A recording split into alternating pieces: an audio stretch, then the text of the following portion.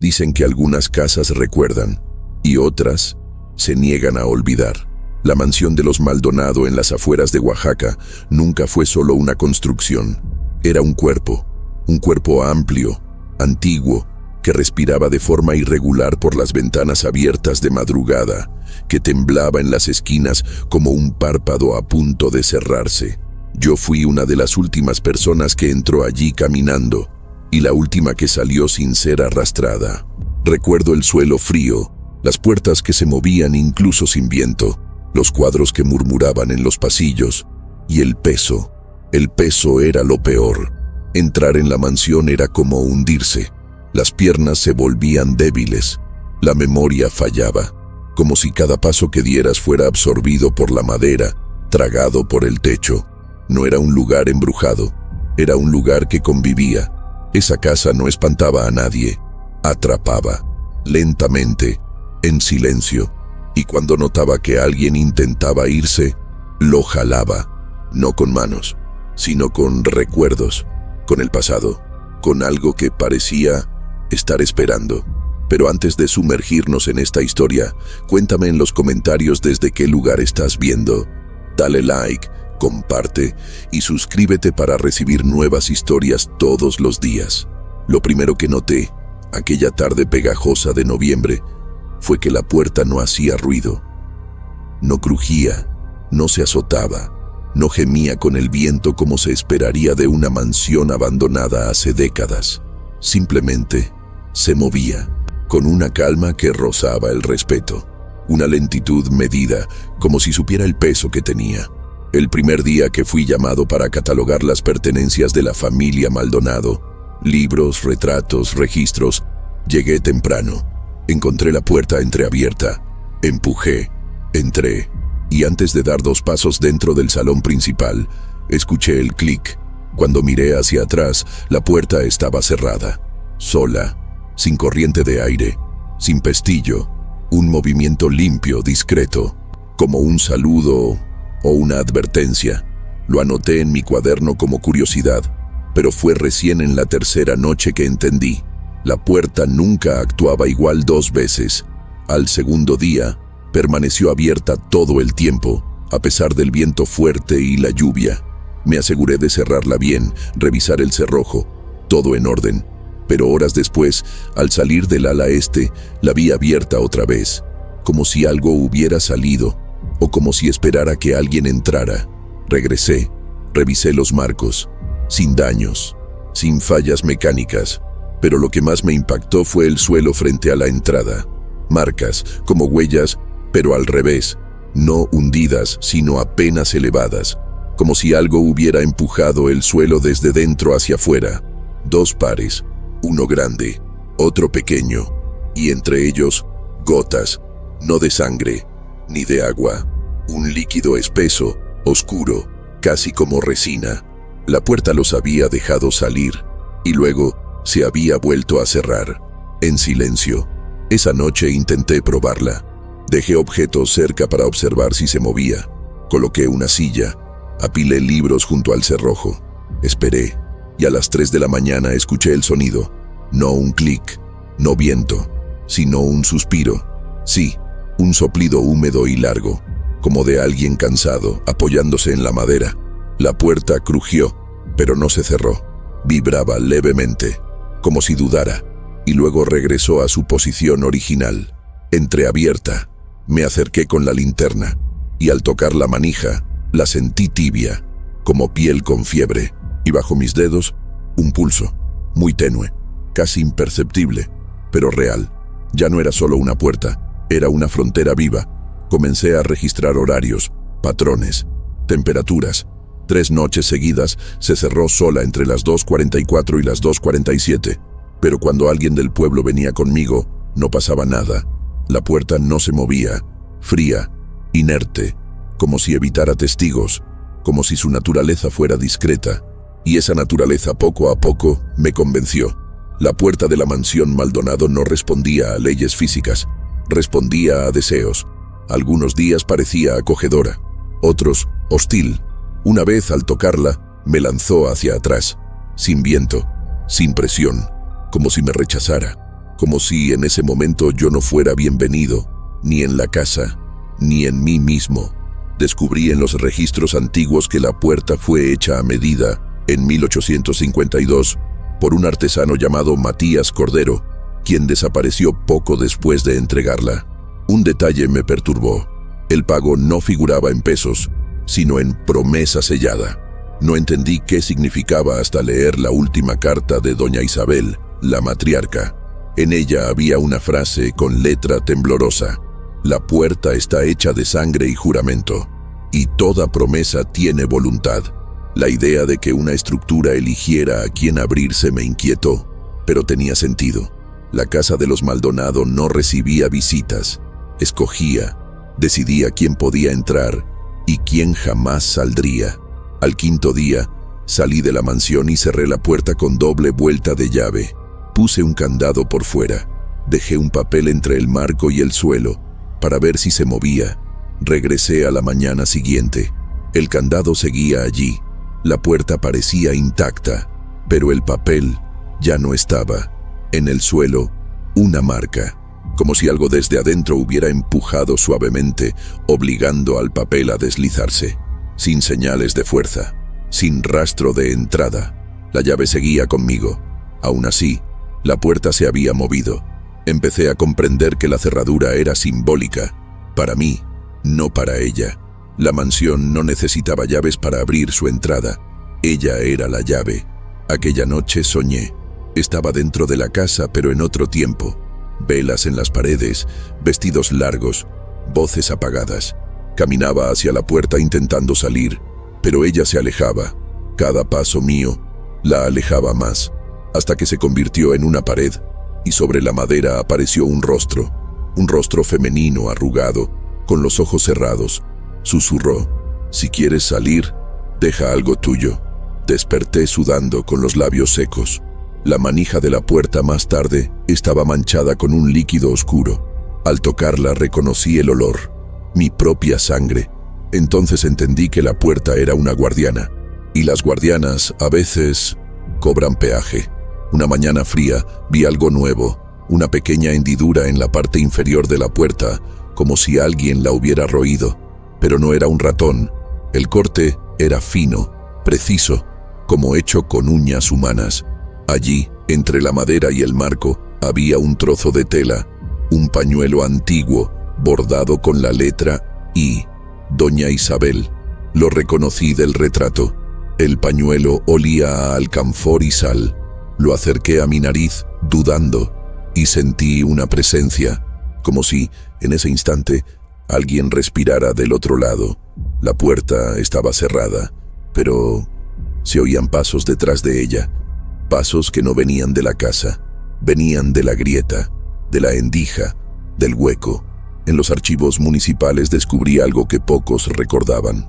La mansión de los Maldonado fue construida sobre un antiguo santuario indígena, dedicado a la diosa Ixtabay, una entidad ligada al engaño, a la seducción y a los caminos vivos.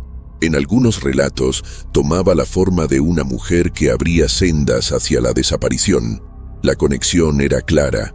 La puerta no era paso, era trampa, un anzuelo, y por lo visto, aquella madera había sido sellada con algo más que barniz, algo que se alimentaba de la duda de quien tocaba, o de la inocencia de quien cruzaba. La 10ª noche decidí no tocar la puerta. Dejé que ella eligiera. Esperé en la oscuridad, observando. A las 2:46 se abrió, lenta, solemne, como si liberara un secreto viejo. El sonido que hizo no era de madera, era de carne estirándose, un sonido húmedo, vivo, y por un instante lo supe. Me estaba invitando a entrar, pero yo ya estaba dentro. La invitación no era para mí. La segunda vez que entré al salón principal ya iba preparado. Llevaba un bastón, aunque fuera innecesario fuera de allí. Era mi forma de resistirme, de decirle a la casa: sé lo que haces y no voy a caer. Pero bastaron 3 pasos dentro del salón para que el metal del bastón se sintiera inútil. Se resbalaba entre mis dedos como si estuviera hecho de jabón, y mis músculos comenzaron a fallar. El peso en mis piernas no era cansancio, era algo más húmedo, más profundo, como si mis huesos perdieran su lugar, como si el suelo me alara desde adentro. Las pantorrillas se estiraban sin orden, los tobillos se torcían con retraso, el piso crujía acompasado, como si respirara con mis latidos, o como si se alimentara de ellos. Logré salir del salón arrastrándome, y al cruzar el marco de la puerta, mis piernas volvieron. El efecto desapareció.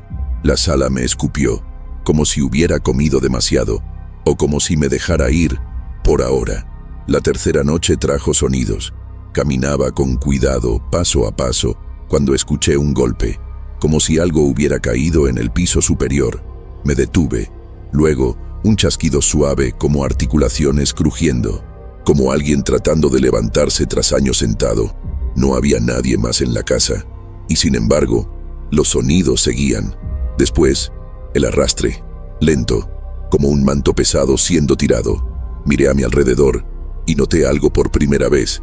El suelo estaba inclinado, ligeramente, casi invisible al ojo, pero se sentía en el cuerpo. Era esa inclinación la que nos robaba las piernas. La sala cedía, lentamente, como si algo debajo estuviera descendiendo. Regresé con herramientas, nivel de burbuja, cinta métrica, cuaderno. Me arrodillé en el centro del salón, coloqué el nivel sobre la madera y la burbuja temblaba, inquieta. El piso no era plano, se hundía hacia el centro, no a la vista pero sí en el cuerpo. Presioné con los dedos algunas tablas, algunas estaban blandas, otras húmedas. Presioné más fuerte y algo cedió, como una membrana. El suelo parecía hueco, pero lleno, como un pulmón debajo de la madera. Y al retirar la mano, llegó el olor. No era moho, ni podredumbre. Era hierro, caliente, como sangre aún viva. Cerré la caja de herramientas, salí de la sala, y me prometí nunca más arrodillarme allí dentro. Pero el salón no aceptó mi promesa. La noche siguiente mis piernas colapsaron. Me caí de rodillas. El dolor fue inmediato, pero menor que la vergüenza. Intenté levantarme. Nada. Sentí que algo invisible presionaba mis hombros. Las rodillas se hundían, como si el suelo me absorbiera. Y entonces, vibró. Una vibración leve, que subía por las piernas, hasta los muslos, como si algo desde abajo ascendiera. Cerré los ojos, y oí una voz, suave, íntima, familiar. Era la voz de mi abuela, muerta hace 20 años. Calladito, mi niño, ya pasará. La casa sabía cómo romperme y usó su mejor recurso, la memoria. Dejé de cruzar el salón, usé el camino exterior, pero la séptima noche tuve que entrar. Un libro había desaparecido, el árbol genealógico de los Maldonado. Lo dejé sobre la mesa del salón. Entré con la linterna temblando. El aire era más denso allí dentro, más caliente, como un horno viejo, y el olor, dulzón, podrido, como flores viejas mezcladas con carne asada. El libro estaba allí, abierto, pero no donde lo dejé. Las páginas estaban dobladas de forma precisa. Formaban piernas de papel, arrodilladas. Eso no era accidente, era mensaje. La casa leía conmigo. Hablé con un viejo jardinero que había trabajado allí en los años 60, hombre de manos rotas y mirada perdida. Al mencionar el salón, se quedó callado. Luego dijo, «Ese suelo castiga». Le pregunté qué quería decir. Me contó que de niño vio a su primo quedarse atrapado dentro. No podía caminar. Gritaba, lloraba, pero los adultos lo ignoraban, hasta que lo vieron arrastrarse, las piernas muertas detrás del cuerpo. Se recuperó, pero nunca más entró. «La casa odia a quien entra con soberbia», dijo. «Solo acepta a los que se arrodillan primero». Busqué los planos originales y lo encontré. La sala tenía cimientos más profundos que el resto, 2 metros más. Un ingeniero que revisó conmigo dijo, o es para esconder algo o para mantenerlo abajo. Y eso lo cambió todo. Empecé a sentir con cada paso que el piso cedía, que no era debilidad, era presión desde dentro. La casa no nos hundía. Algo allá abajo quería salir. Hice una última prueba. Puse clavos en círculo sobre el suelo. Si había vibración, caerían desordenados. Apagué las luces. Esperé. A las 3:12 a.m. lo oí. Un crujido, respiración, y uno por uno, los clavos cayeron en la misma dirección. Todos apuntaban al centro. No era casualidad, no era físico, era intención. Aquello quería ser encontrado, o peor, quería salir. Salí con las piernas dormidas y el corazón roto. Ya no dudaba. Al día siguiente, releí mis notas. Algo raro. Mi letra cambiaba. En los fragmentos donde hablaba del piso, del peso, del dolor, mi escritura era torcida, temblorosa, como si otra mano escribiera conmigo, como si la casa usara mi cuerpo, no solo para hacerme arrodillar, sino para dejar memoria, para registrar, para guardar. Cerré el cuaderno y comprendí. El suelo no quiere solo nuestras piernas, quiere nuestra rendición. Era imposible no notar el retrato, colgado en lo alto de la escalera, justo frente al salón principal. Un marco dorado, barroco, que parecía pesar más que la pared donde descansaba. La mujer en la pintura tenía nombre y legado: Isabel Maldonado, matriarca, fundadora, y según muchos habitantes del pueblo, la única de la familia que jamás abandonó la casa, ni siquiera después de muerta. Los ojos, fijos, eran de un marrón tan profundo que parecía hecho con resina vieja o sangre oxidada.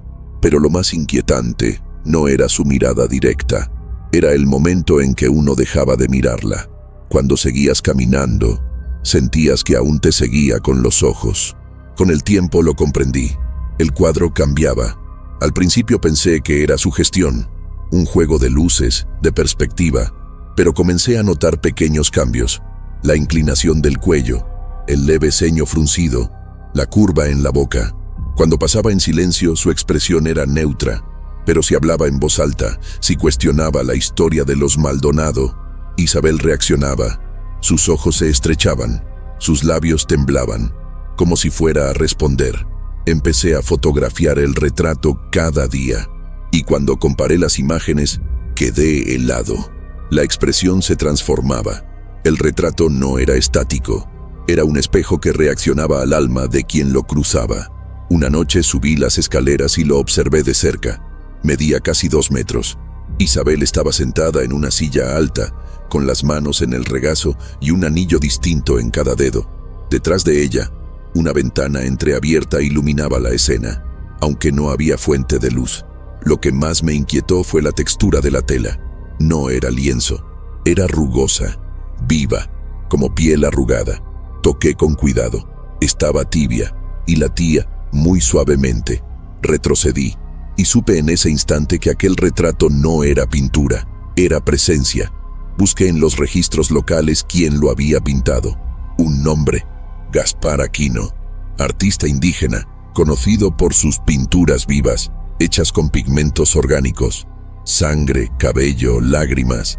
Aquino desapareció poco después de entregar el cuadro. Su última anotación fue en un hospital psiquiátrico donde escribió: el retrato costó demasiado.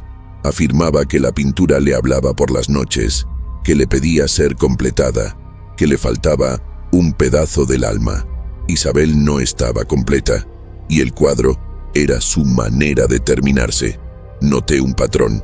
Cada vez que pasaba frente al retrato con algo personal, una carta, una fotografía, una joya, desaparecía. Pensé haberlo perdido, pero luego aparecía dañado, roto, como si el retrato lo hubiera rechazado. Dejé a propósito una medalla que fue de mi abuela, la puse justo bajo el marco, observé desde lejos. Una vela se apagó sin motivo, y el rostro de Isabel sonrió.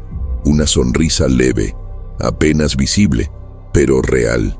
Al día siguiente la medalla había desaparecido para siempre, y la pintura tenía más brillo, como si hubiera absorbido una historia, como si se alimentara de recuerdos.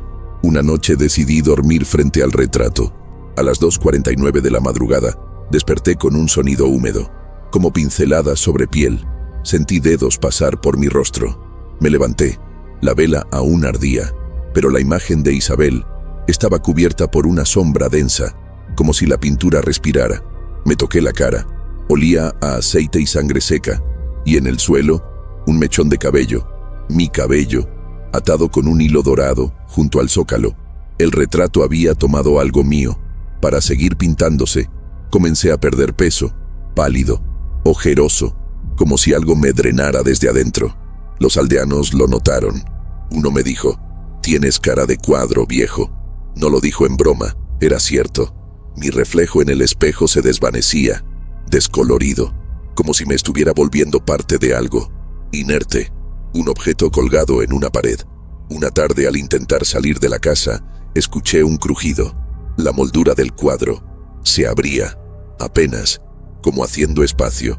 Había una nueva línea al lado del brazo de Isabel, una silueta de mi tamaño. Busqué en archivos antiguos. Encontré un caso de 1912. Joaquín Pereda, cartero, entró a la mansión. Días después, solo hablaba con retratos. Respondía a pinturas. Fue internado. Antes de eso, dejó un cuaderno lleno de dibujos de Isabel, pero en cada uno, ella era distinta. Un pendiente nuevo, una cicatriz, una sombra en el ojo, como si cada persona que la viera dejara una parte en ella. Hice una última prueba. Me paré frente al retrato, con una vela. Cerré los ojos. Respiré. Silencio total. Y entonces, sentí, no en los oídos, en la piel, un murmullo, palabras borrosas, una voz de mujer mayor. Hablaba de herencia, de deuda, de linaje, y de pronto, lágrimas. No mías, no por emoción. Caían solas, saladas, tibias, como si alguien llorara a través de mí. Isabel respiraba en mí, usaba mis recuerdos para seguir viva. Abrí los ojos y la vi, por primera vez, con claridad. Isabel me miraba. Sus ojos ya no eran pintura, eran espejo. Llegaron temprano, 3 hombres robustos, con sombreros de paja y botas gastadas. Vinieron a reparar tejas, reforzar vigas. Hablaban fuerte, reían del calor de Oaxaca, del crujido de la madera vieja. Entraron conmigo al salón principal. Les mostré las zonas dañadas. Ellos hacían chistes. Casa vieja, fantasmas no sostienen techos. Pero sus ojos decían otra cosa: curiosidad, soberbia o desafío. El día avanzó caluroso, sin rarezas, pero al caer la noche salí a buscar lámparas. Y al volver, el primero ya no hablaba. Estaba sentado, inmóvil, manos colgando, ojos muy abiertos, boca cerrada. Le pregunté si estaba bien. Alzó la mirada, pero no respondió. Intentó hablar, solo aire. La saliva formaba espuma en sus labios. No había sangre, solo bloqueo. Toqué su mentón. Su piel estaba fría, la lengua inmóvil, como si la garganta se hubiese sellado. Respiraba, pero como si fuera por obligación. El segundo, al verlo, se congeló, balbuceó. Después, cayó en silencio. El tercero murmuró que se irían, pero sus piernas fallaron. Tropezó, cayó sobre el primero. Sus pies dejaron marcas en el piso. El suelo los sujetaba, como raíces. Intenté ayudarlos. Con el bastón, levanté al primero. Abracé al segundo. Le hablé al tercero. «Vamos, salgamos». Pero sus músculos no obedecían. El piso parecía aferrarse a ellos, como si les chupara la voluntad. Jadeaban, la madera crujía, las tablas retrocedían bajo sus pies, como una trampa invisible. El aire se volvió denso, húmedo.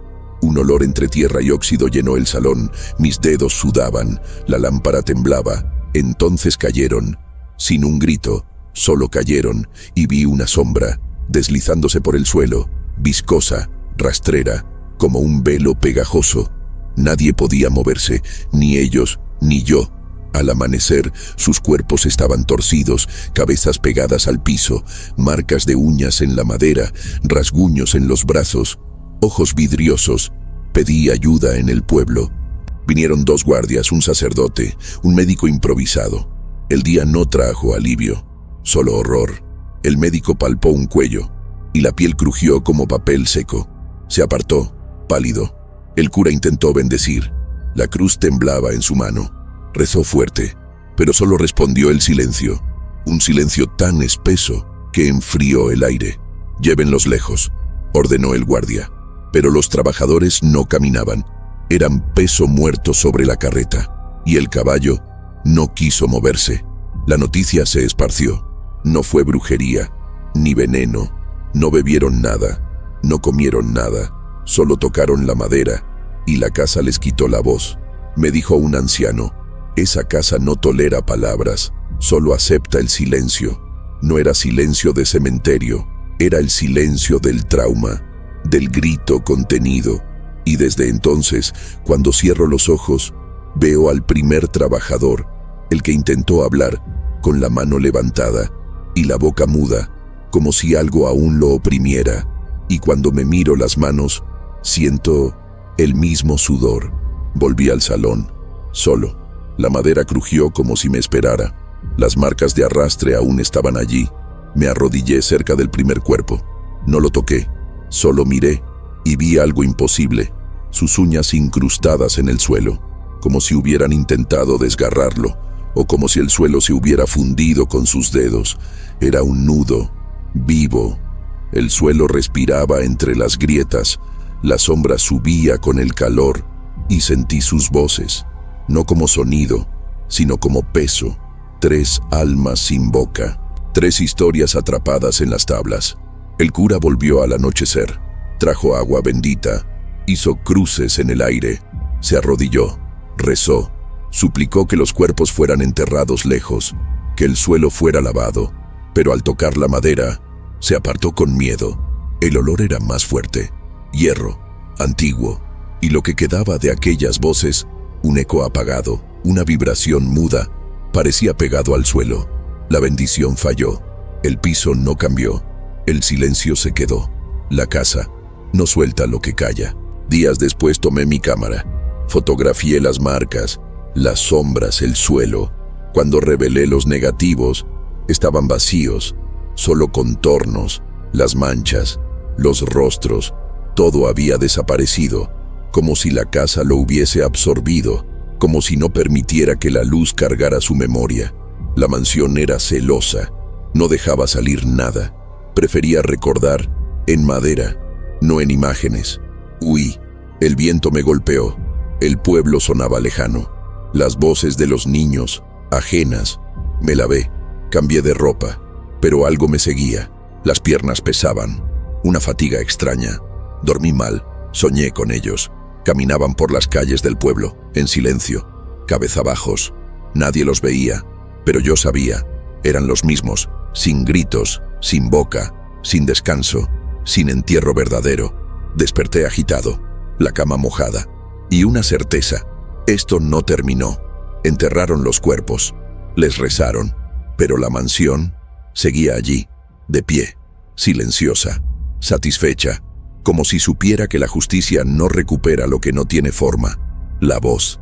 Y por la noche, cuando todo calla, oigo el crujido, las piernas pesan, recuerdo los ojos del primer trabajador y la promesa que me hice, no volver, pero ya volví, con la cámara, con el corazón temblando, porque sé que la casa aún me escucha. El pasillo del ala este se extendía como una sombra viva. Las tablas del suelo crujían con un ritmo propio, como si respiraran por debajo de los pies. La luz que entraba por los ventanales altos, en forma de arco, era tenue, un amarillo sucio, filtrado por vidrios antiguos y torcidos. Apenas puse un pie allí, el aire cambió, más denso. A cada paso, algo me observaba. Los muebles a los lados, armarios, sillas, jarrones secos, estaban cubiertos de polvo fino, pero había otro olor. No era humedad, no era madera vieja, era más suave y más inquietante. Olía a niñez perdida, a perfume antiguo de niños, y algo, al fondo, palpitaba. Caminé lentamente, midiendo el silencio. Entonces vi la primera marca, una pequeña línea rasgada en el marco de una puerta.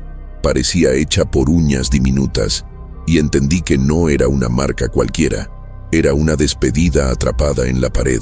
Recuerdo a 2 hermanos, niños risueños, que entraron con sus padres a recorrer la mansión. Cruzaron el pasillo riendo, hablando de fantasmas y juegos. Apenas desaparecieron de la vista, lo escuché, risas suaves, como de muñecos de cuerda girando. El sonido vino del fondo. Fue breve, un eco. Cuando los padres llamaron sus nombres, solo el vacío respondió. Volvimos al pasillo juntos. Las linternas temblaban, pero ya no había huellas, ni rastros, ni ventanas abiertas. Pero en el marco de una puerta apareció un nombre, trazado con mano temblorosa: Ana, y junto a él, Mateo, como si hubieran querido dejar una firma o un rastro. Esa noche, las campanas lejanas sonaron sin razón. Nadie volvió a dormir. Regresé días después, solo. La luna entraba a través de las ventanas del este. Llevé una vela. Caminé despacio. Cada paso hacía que el pasillo se sintiera más largo. Las paredes se alejaban. La respiración se volvió pesada. Al llegar al centro del pasillo, escuché un susurro. No venía de las puertas. Venía del suelo, como si alguien llorara bajo las tablas. Me arrodillé. Apoyé la palma en la madera. Cerré los ojos. Sentí una vibración leve, calor, un olor a barro húmedo y perfume infantil. Abrí los ojos. Intenté levantarme. Las piernas no respondieron. Me arrastré unos centímetros. Miré atrás. Vi un polvo espeso trepando la pared. Cuando intenté gritar, no salió nada. Solo el sonido seco de mi cuerpo rascando la madera. Esa noche no dormí, y durante semanas soñé con esos ojos vacíos. Los ojos de dos niños que me miraban desde el final del pasillo. Un diario viejo cayó en mis manos. Olía a encierro. Era de una niña, Elvira Maldonado. En la contraportada, una sola frase: las paredes saben nuestros nombres. Al principio hablaba de juegos y flores. Luego, las palabras se rompían. Decía que el pasillo se alargaba cuando ella corría, que la casa le tiraba del vestido. Una vez escribió: oí a mamá llamarme, pero ella estaba en el pueblo. En otra página, vi que salía de mi cuarto, pero yo no tenía cara. Las últimas líneas eran un susurro oscuro: Ana está aquí conmigo, pero ya no recuerda a su madre. Y ahora me habla desde dentro de la madera. El diario terminaba ahí. Las páginas finales habían sido arrancadas, como si alguien hubiera querido borrar la infancia. Revisé los archivos del pueblo y encontré algo que se repetía. Niños nacidos entre 1870 y 1895 aparecían registrados, pero sin actas de defunción. Nombres que surgían y luego desaparecían, sin entierro, sin misa. Una monja anciana me habló de una niña que cuidó. Dijo que jugó cerca del pasillo este y que volvió distinta. Miraba a través de uno, susurró. Luego dejó de responder a su nombre. Decía una y otra vez: tengo que volver al otro lado. Hasta que un día, la puerta del pasillo se abrió sola. La niña entró y no salió más. Solo dejaron su zapato, pequeño, tibio, vuelto hacia la puerta, como si hubiera sido invitada por algo. Una semana después, regresé hasta el final del pasillo. Había dos puertas pequeñas, cerradas. Intenté abrirlas. Nada. Pero noté algo. El pasillo se curvaba. No era recto. El suelo se inclinaba, pero las ventanas seguían niveladas. Era como si la casa escondiera algo detrás de su geometría. Apoyé el oído en la madera. Nada. Pero al cerrar los ojos, una risa, leve, de niña. Te encontré, dijo la voz. Abrí los ojos y vi la manija de la puerta moverse sola, hacia adelante, luego hacia atrás, como si alguien muy pequeño intentara abrirla desde el otro lado. Esa noche me senté frente a la puerta. Dejé una vela encendida y un espejo apoyado en la pared. Esperé. Las horas pasaron lentas. La cera goteaba como sudor viejo. El pasillo parecía latir. En el espejo por un segundo vi un reflejo, no mío, el rostro de una niña, inmóvil, ojos hundidos, piel gris, como si viviera en un lugar donde el tiempo no llega. Parpadeé. Desapareció, pero en el suelo, un botón, viejo, rojo, aún cosido a un trozo de tela azul.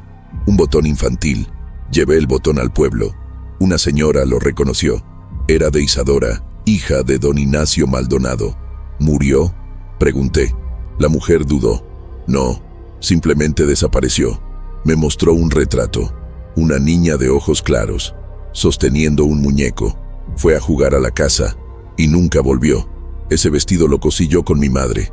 Azul, con botones rojos. Regresé a la mansión. Crucé el pasillo. El botón cayó de mi mano, rodó hasta la puerta, y entonces alguien tocó del otro lado, suave, como diciendo, «Estoy aquí». Intenté abrir, golpeé, empujé, busqué llaves viejas, nada funcionó. Pero mientras lo hacía, una música suave comenzó a sonar desde las paredes. Era una melodía de cuna, antigua, dolorosa. Mi abuela cantaba una parecida, pero esta era triste, como una súplica. Apoyé mi frente contra la puerta. Sentí algo del otro lado, frío, suave, como una pequeña mano. «¿Vas a abrirme?», dijo una voz, dulce, pero sentí que nacía dentro de mí. Retrocedí, pero la puerta seguía tocándose sola. 1, 2, 3 veces. Luego, silencio. Me fui unos días. Quería olvidar el pasillo, pero soñaba con él. Siempre igual. Era yo de niño corriendo por el pasillo. Llegaba al final. La puerta se abría, y dentro, juguetes rotos, voces, muchas voces. Todas decían, «Te olvidaste de nosotros». En el último sueño, vi mi nombre, escrito en la pared, con uñas. Volví a la casa al amanecer, y ahí estaba, grabado en el marco, mi nombre, mal escrito, real. No lo había soñado, y supe entonces que los Maldonado no perdían hijos, perdían el derecho a olvidarlos. Subí al ático por una escalera que gemía bajo mi peso. La puerta detrás de mí suspiró como si se despidiera. El aire cambió, se volvió más espeso, húmedo. Olía a madera podrida y a hierro antiguo, el olor de las casas que esconden secretos bajo sus propios pisos. La luz de la lámpara temblaba, incapaz de penetrar la oscuridad más allá de unos pasos. Al llegar arriba, sentí una presión en el pecho, como si el ático hubiera inhalado conmigo y se negara a exhalar. La escalera crujió, la puerta se cerró sola, sin viento, sin corrientes, y entendí que no estaba solo. El silencio se curvaba a mi alrededor. Cuando eso sucede, algo observa desde las sombras. El ático era amplio, vigas cruzadas, ventanas pequeñas cubiertas de polvo. La luna apenas lograba colarse en tiras pálidas. El suelo crujía bajo cada paso. Había cajas apiladas, baúles oxidados, mantas viejas. Cada objeto parecía guardar una historia rota. A cada metro, la sensación de estar siendo observado crecía, como si el aire mismo estuviera lleno de dedos invisibles. Era como si el ático respirara detrás de mí, y con cada respiración me acercaba a algo que no debía ver, algo que no hacía ruido, pero cuya presencia apretaba la garganta. Coloqué un cilindro fonográfico en el suelo. Quería registrar lo que no podía ver. Al principio solo se oía el crujido de la madera, pero cerca de la 1 de la madrugada, escuché los pasos, lentos, atrás de mí, como si alguien caminara descalzo sobre trapos húmedos. Me detuve. El suelo ya no me sostenía. Me hundía. La linterna cayó de mi mano, rodó hacia la esquina. La luz osciló, y aunque no vi a nadie, los pasos seguían. Cada uno parecía arrastrar algo invisible. No eran ruidos, eran advertencias, no de muerte, sino de memoria. Me agaché junto al cilindro, aumenté el volumen. El sonido era irregular, como si el aire se estirara entre los estallidos. Luego, un chasquido, seco, como una uña rompiendo madera. Después, silencio, tan espeso que dolía. Apagué la linterna y esperé. El olor a hierro era más fuerte, dulzón, una mezcla de óxido y humedad antigua. Entonces lo sentí, un soplo cálido detrás de mi cuello, lento, humano, un aliento que no era mío. No me atreví a moverme. El ático me rodeaba y algo, con paciencia, me estudiaba desde el rincón más oscuro. Intenté salir, pero la escalera había desaparecido. Donde antes estaban los escalones, ahora solo había pared, una superficie rugosa, húmeda, con manchas oscuras. Golpeé, grité, pero mi voz tardó en regresar, como si el ático no tuviera prisa en devolverla. Me alejé y escuché algo arriba, sobre el techo, como si alguien caminara entre las tejas.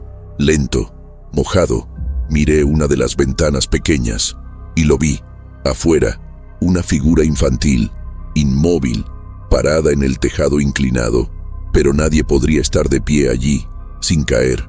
Ahí entendí, Lo que caminaba detrás de quien subía no seguía cuerpos, seguía recuerdos, seguía nombres olvidados. El ático no devoraba, almacenaba, conservaba versiones antiguas de nosotros, guardaba lo que otros ya habían olvidado, y yo estaba comenzando a recordar cosas de mi infancia, discusiones, miedos, voces, la voz de mi hermana que no oía hace años. Todo volvía. El ático me lo devolvía, no por bondad, sino por hambre. Me decía, si tú olvidas, yo recuerdo por ti. En un rincón, un baúl se abrió solo. Dentro, una muñeca, de trapo, pero con cabello humano cosido. Los ojos eran piedras opacas. El vestido era idéntico al que mi hermana usaba cuando tenía 6 años. En su cuello colgaba un fragmento de espejo. Lo tomé y al mirar no vi mi rostro. Vi a un niño, arrodillado en el ático, con las manos sucias, sosteniendo esa muñeca. Era yo, una versión mía que el ático había guardado. El baúl se cerró solo, me alejé aturdido, y la escalera reapareció, como si nunca hubiera desaparecido. Bajé, cada peldaño crujía como si protestara. El olor a hierro era más fuerte. La casa entera respiraba conmigo. Algo me tiraba hacia arriba, no con fuerza, sino con nostalgia, como si el ático me dijera, quédate un poco más, pero no lo hice. Crucé la puerta y se cerró, fuerte. El cilindro seguía grabando, incluso abajo. Aún se oían los pasos, lentos, persistentes, como si una parte de mí aún estuviera allá arriba, mirando desde las vigas. Una semana después, escuché la grabación. Los ruidos eran reales, las pisadas, los estallidos, pero al final, una voz, suave, rasposa, de niño. No mires atrás, decía. Luego, silencio total. Un técnico de sonido dijo que ese fragmento era plano, sin frecuencias, como si alguien hubiera borrado la realidad. Pero yo sé que no fue borrado, fue ocultado. El ático no era parte de la casa, era otra casa dentro de la casa.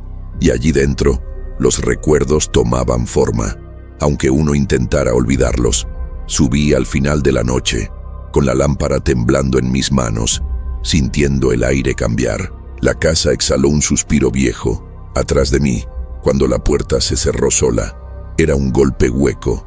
Luego, nada. Solo la oscuridad se curvó y comprendí que ya no estaba solo. Un cuerpo desfigurado emergió entre sombras, ropa andrajosa, hombros encorvados, pies arrastrados en un ritmo lento, húmedo, pesado. Avanzó hacia mí con pasos que despertaban las tablas. Sus cavidades negras ondeaban como espejos rotos. Me miró y la casa exhaló de nuevo. Fui incapaz de moverme. El crujido del suelo marcaba su llegada. La lamparina cayó, corrió un hilo de luz escasa, y vi detrás de él algo más. Sombras paralizadas, cuerpos atrapados en estatuas de dolor, rostros sin ojos. No había vida, solo presencia.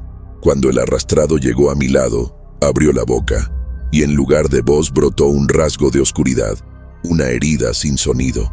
Luego susurró mi nombre, no a mi oído, al hueso, a la médula. Quise defenderme. Levanté una pierna para huir, pero algo me clavó al piso. No era fuerza, era peso. Su sombra era un ancla. Caí con violencia. El sótano gimió. Las tablas chirriaron bajo el nuevo peso. Y sentí algo contra mi espalda. Un frío húmedo, como carne vieja contra la piel. El cuerpo dejó de doler. No porque nada quedara, sino porque el dolor ya no era humano. A la madrugada me desperté en el jardín. El sol entraba a borbotones, la mansión al fondo, inmóvil. Intenté moverme, las piernas temblaban, el mundo parecía un cuadro antiguo, agrietado. Vi marcas en el césped, huellas arrastradas dejando surcos en el barro reseco, pero al acercarme, esas huellas se disolvieron en el aire, como polvo al viento. Entonces supe, algo de mí se quedó allí, un residuo, una sombra entera. Volví al pueblo. Conté lo sucedido. Nadie creyó mis palabras, hasta que un viejo ferreiro bajó la mirada con la piel sembrada de sudor frío. Esa casa está marcada, murmuró. Me dio una cruz de hierro. Dijo que servía para amarrar sombras. Colgué la cruz en la puerta. Al entrar, la puerta se cerró detrás de mí con un golpe seco. Caminé con cuidado. El suelo suspiraba. Cada paso era un latido viejo. El corredor estaba en silencio. Silencio de tumba. Pero el eco me susurró algo, como un roce de tela húmeda sobre mis pies descalzos. La cruz no lo alejó, lo ató. Y el prisionero soy yo. Salí al amanecer. Dejé la mansión atrás, con mis manos vacías, pero el corazón pesado. El eco de los crujidos me persigue, a veces en el sueño, otras al despertar. Mi cuerpo se mueve con torpeza. El suelo parece vibrar bajo mis pies. No es culpa del viento, es la casa respirando. Y yo soy el último habitante. Si existe justicia para estas casas, debe llegar en silencio. Quizás sea un murmullo que nadie oiga, pero un murmullo que permanezca. Cuando la última vela se consumió, la casa exhaló un suspiro viejo. Yo estaba solo en el corredor central, con la linterna temblando en mis manos, sintiendo el peso de la oscuridad trepar por las paredes. Una figura pálida emergió de las sombras de la escalera. Ropa vieja, hombros caídos, pies arrastrados como mocasines en barro. Cada paso suyo hacía gemir la madera bajo su peso. Sus ojos, vacíos, espejos rotos, se alzaron hacia mí. La casa exhaló de nuevo. Quise moverme. Cada músculo se negó. Mis pies quedaron clavados al suelo como clavos sacados. La sombra avanzó, un ritual silencioso. Sus pasos eran cautelosos, húmedos, dominantes. La linterna cayó. La luz parpadeó y vaciló. Tras la penumbra vi figuras inmóviles, fantasmas de antiguos moradores, rostros torcidos, cuerpos atrapados en una agonía congelada. El arrastrado llegó hasta mí, abrió la boca, y de ella brotó un rasgo de oscuridad. No un grito, un vacío latente. Murmuró mi nombre, no a mi oído, a mis huesos. La caída fue lenta, húmeda, consciente. Mi espalda se apoyó en la madera como una tumba abierta. Sentí un frío húmedo rozar mi piel. La casa respiraba conmigo, y cuando cerré los ojos pensé que todo había acabado. Pero la luz regresó. No había sombra, y aún así el mundo retenía su eco. Fui expulsado o liberado. Salí tambaleándome, piernas temblorosas. Las huellas en el jardín marcaban la retirada. Pies descalzos, arrastrados, hundidos en el barro. Pero al acercarme, el barro se cerró. No quedaba rastro alguno. Entonces supe que me desmembraron de la casa, pero dejaron un fragmento, una sombra atrapada en la tierra. Regresé al pueblo, conté lo que vi. Nadie creyó, hasta que un viejo herrero murmuró: «Esa casa está maldita». Me dio una cruz de hierro viejo. Dijo que podría atar sombras. Volví a la mansión al atardecer, crucé el umbral. La puerta golpeó sola, un golpe hueco. Caminé con cuidado. Las tablas gimieron bajo mis pasos. El corredor central dormía, pero el eco me habló con un roce húmedo entre mis pies descalzos. La cruz no lo expulsó, lo ató, y yo me convertí en su prisionero. Salí al amanecer. Dejé atrás mis herramientas, la linterna, el cilindro que grabó los crujidos. La casa quedó tras mí, antigua, solitaria, orgullosa. El viento me alcanzó. El sol quemó mis contornos. Cerré los ojos y escuché, no los sonidos del mundo, el susurro de la mansión, un reclamo tenue, persistente. Vuelve. No era una invitación, era un deber. Y comprendí, el último morador nunca deja de ser morador, porque quien sale deja el cuerpo, pero la sombra permanece. Hoy la mansión de los Maldonado sigue en pie. La madera se ha oscurecido con el tiempo, pero no ha cedido. La pintura se ha ido, como las voces que una vez resonaban en sus pasillos. La hierba cubre parte de las ventanas y los muros parecen respirar con más lentitud. Ningún habitante volvió. Ningún visitante ha entrado desde 1941. Los pasos fueron reemplazados por silencios, pero no es el silencio del abandono, es el silencio de la espera. Quienes pasan por el camino de tierra juran ver luces débiles en las ventanas. Otros aseguran oír risas suaves o arrastres desde el ático.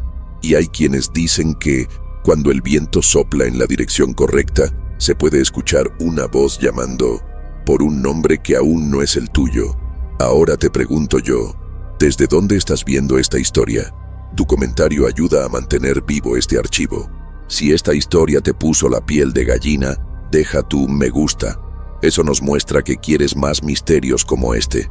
Y no olvides compartirla con alguien que adoraría conocer esta casa, antes de que cierre también su sombra.